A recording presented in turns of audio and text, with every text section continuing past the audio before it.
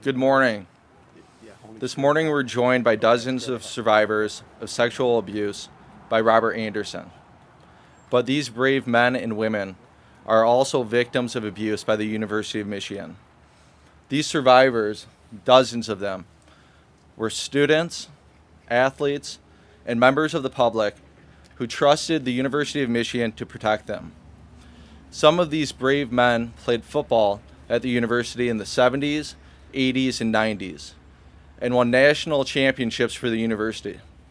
They filled that stadium over there. These brave survivors are the University of Michigan, and these survivors demand accountability and transparency from the University of Michigan. The University of Michigan has failed to acknowledge its own failures, but rather only pointed the finger at Robert Anderson.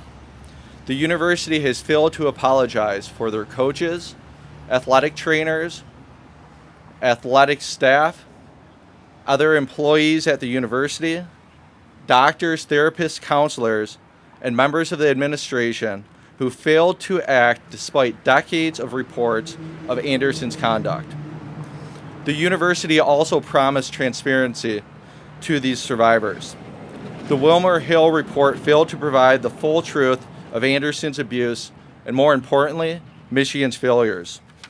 These survivors call upon the Board of Regents, who have a meeting tomorrow evening, to cooperate with the Attorney General's office for a full and complete investigation.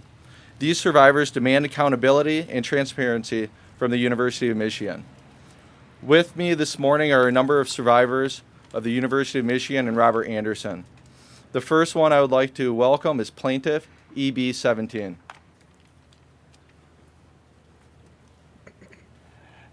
Because of the fact that we have the sun, I'm going to take my glasses off to introduce myself, and then I will be putting them back on. Good morning.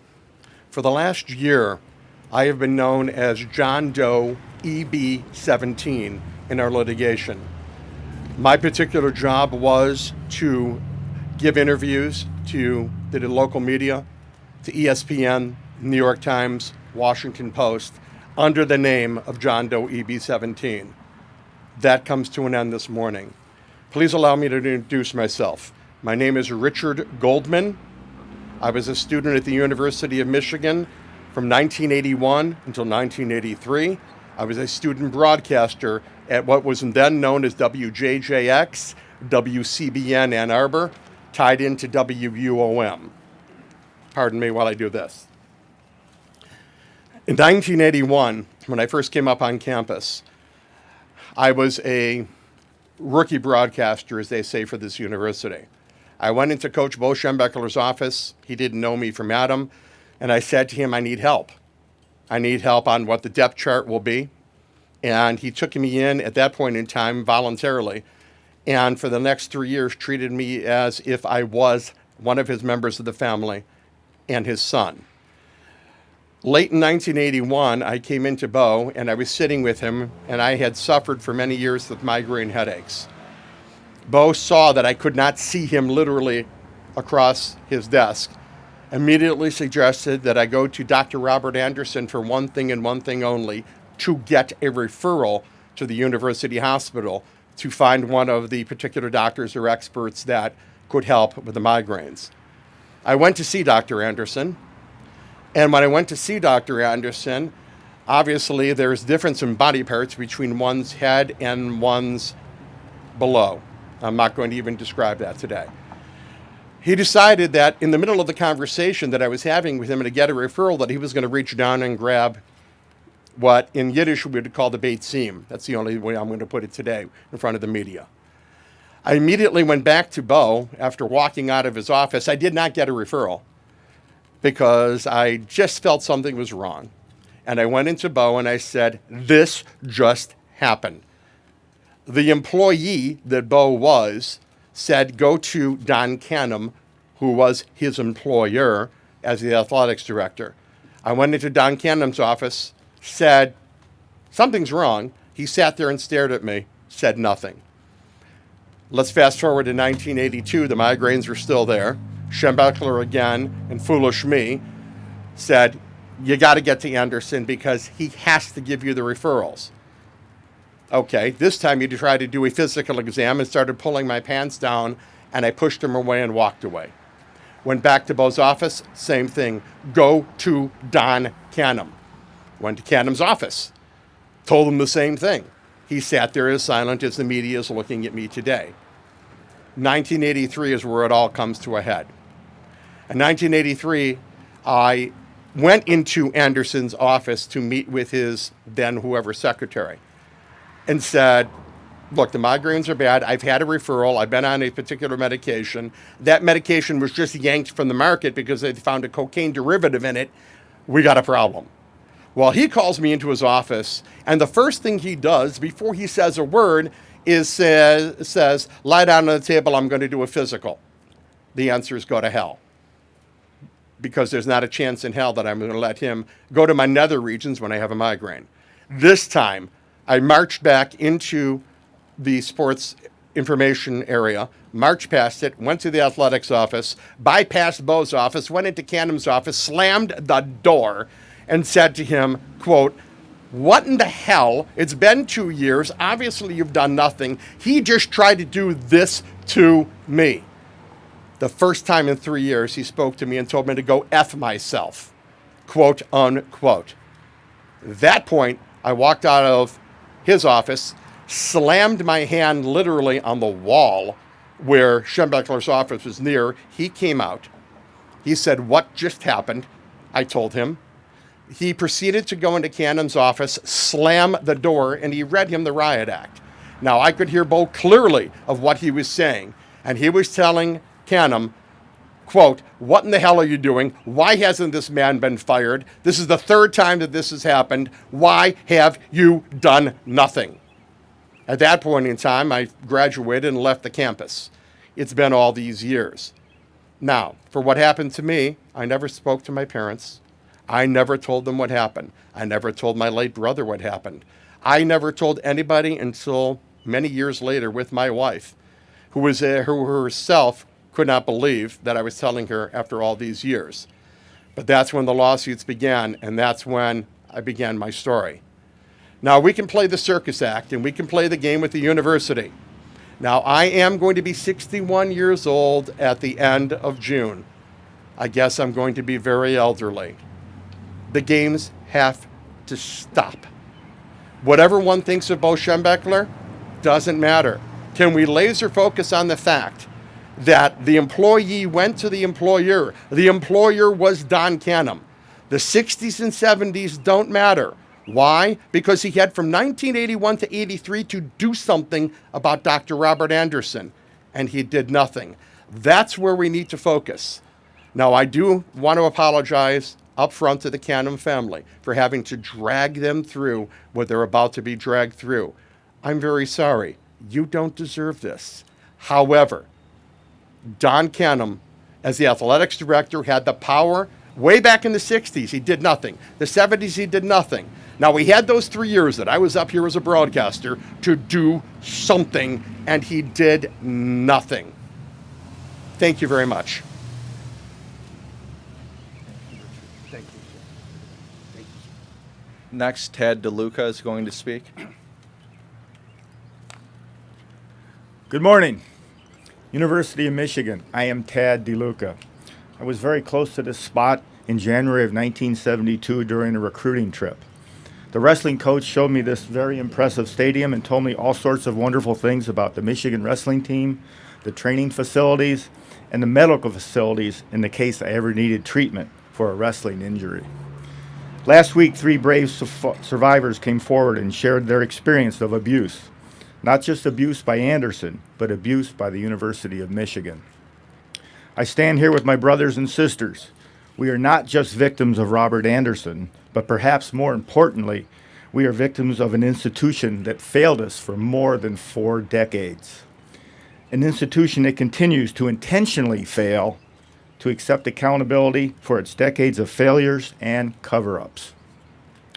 Michigan has apologized for Anderson only. No one has apologized for what the university did. No one apologized for Bo. No one apologized for Don Canham. There was no apology for Thomas Easthope for failing to do his job on several different occasions. I have not heard apologies for every coach, athletic director, human services vice president, or university president from 1968 to 2003. That's 45 years. Michigan's culture of protecting sexual abuse has continued up until right now, today, 10:14 a.m. Last week, the brave survivors came forward. U of M issued the following statement. Our sympathy for all of the Anderson's victims is deep and unwavering, and we thank them for their bravery in coming forward. We condemn and apologize for the tragic misconduct of the late Dr. Robert Anderson, who left the university 17 years ago and died 13 years ago. We are committed to resolving their claims and to continuing the court-guided confidential mediation process. Trying to hide in the passage of time doesn't work. For the last 17 years, Michigan has not changed the culture. An example of that is Provost Filbert. On the Michigan sex abuse calendar, his abuse was inflicted yesterday. U of M continues to promote a culture of sexually inappropriate conduct. Their actions show they don't want change. The university doesn't want transparency about Anderson and his accomplices, whether they're living or dead. The Wilmer Hale report fails to provide us with the full truth and transparency we deserve. I stand here with my brothers and sisters and demand transparency. I call on the U of M Board of Regents to cooperate and to allow Attorney General's office to conduct a true investigation where all questions are not only asked but also answered. An investigation where everything is uncovered. Yes, I'm saying that the investigation done by the University of Michigan hired law firm Wilmer Hale is not enough. Regents, Amer, Bean, Bernstein, Illich, and others, you supported and contributed to Dana Nessel's campaign. If you trusted her to look out for the citizens of the state of Michigan, why can't you trust and have faith in her to conduct a true, in-depth investigation of the University of Michigan for us and all the hundreds who are not here today? Regents, I have demand here, and I don't want to use demand because I don't want to appear angry. Regents, please show compassion and cooperate with Attorney General Dana Nessel's office for truth and transparency. Thank you. Thank you, Ted. Next, John Vaughn.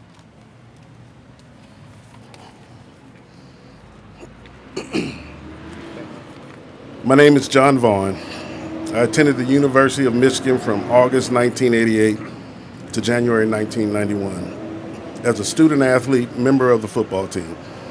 Like many others before and after me, I was ruthlessly, repeatedly, and regularly raped by Dr. Anderson at least 45 times. But I'm not here to speak about that today, about Anderson's abuse of hundreds or even thousands of students and athletes. I'm here to demand a call to immediate and specific action with transparency, accountability, and full investigation by the University of Michigan, the leadership, the Board of Regents, the Big Ten Conference, and the NCAA. I speak today to University of Michigan students, parents, athletic sponsors and boosters, investigative journalists, and most importantly, my Michigan man brothers and other survivors of the largest, most insidious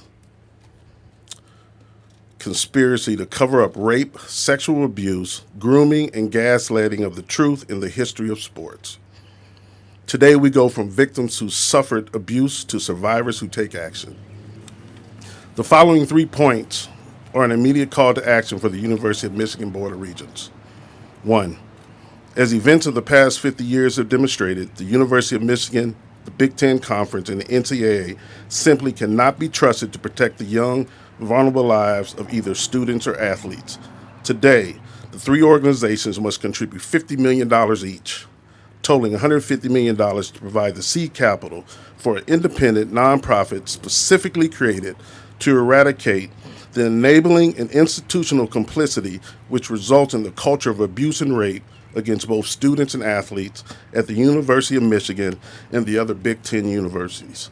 This effort will begin in the Big Ten, but when the programs are mature, they can be utilized by other university associations and athletic conferences. Half of the board will be victims who will hold positions of authority, equal to other members who are in positions of authority in the athletic department and in leadership to fully understand the depth of the issues and be immersed in this tremendous undertaking. 2, make publicly available every single document related to every person either involved or affected by sexual abuse at the University of Michigan, with appropriate protection for the victims. For example, open up my personal records and show me the chain of custody of where my sperm samples I was forced to give under the hocus pocus guise of medical treatment and research in athletes like me. There are thousands of students. Open up the records now.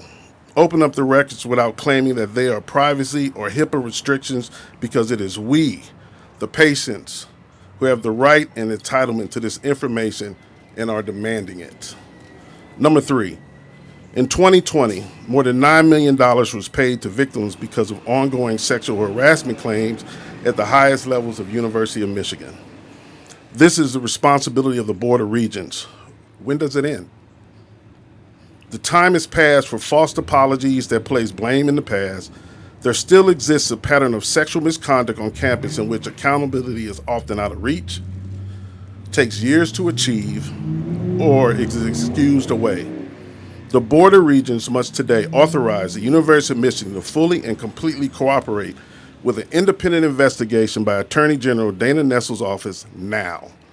Additionally, the Board of Regents shall immediately fill 2 board positions with former university students and athletes who were victims of sexual abuse while attending the University of Michigan. I and those victims coming alongside me will continue to fight for justice for all sexual abuse victims at the University of Michigan, and we will expose the entire truth of this evil. We will no longer be anonymous. We will no longer be faceless. We will no longer be silent. We will fight for those who feel that they do not have a voice.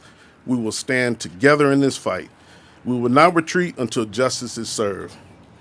A message to those students and athletes consider coming to the University of Michigan and those who are here now.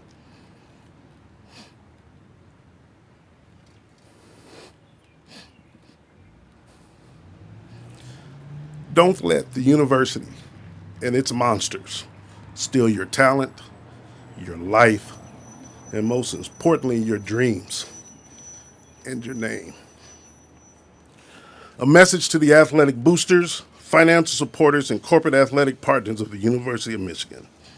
Is it worth your good name to contribute your dollars and resources to the University of Michigan, who thus far have been unwilling to be truthful, accountable, and compassionate to the extraordinary number of sexual abuse victims who were and are in their care? Is the action of opening your wallet worth the inaction of the University of Michigan in failing to protect students and athletes for the sake of money and medals? Is it worth it to you to be a co-conspirator with the University of Michigan and turn a blind eye to hundreds of young men and women who were sexually assaulted? And finally, what the University of Michigan did not kill me. It was hellish experience, but I am alive. The naive teenager who was recruited to Ann Arbor in 1988, now standing here before you in 2021, is a man, a Michigan man. So Board of Regents, so the University of Michigan, say my name. Because the time is now for all of you who have been abused here to speak up for justice. We will speak. Because every victim matters. I matter. I am not John Doe. I am John Vaughn. Thank you. Thank you, John.